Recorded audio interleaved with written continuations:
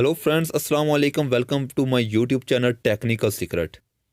दोस्तों, अक्सर ही हमसे इंटरव्यूज़ के दौरान ऐसे जनरल नॉलेज के सवालात पूछे जाते हैं जो हमें बिल्कुल ब्लैंक कर देते हैं और हमारे पास इनका कोई जवाब नहीं होता।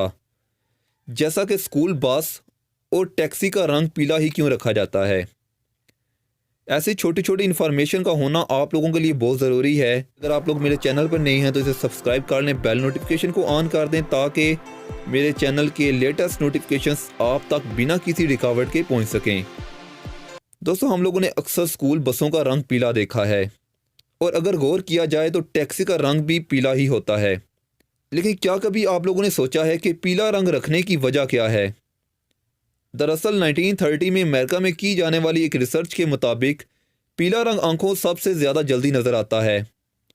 सभी रंगों में पीले रंग पर इंसान की सबसे पहले नज़र जाती है, यानी साइड से भी गुजरने वाला पीला रंग इंसानी आंख आसानी से कैप्चर कर सकता है।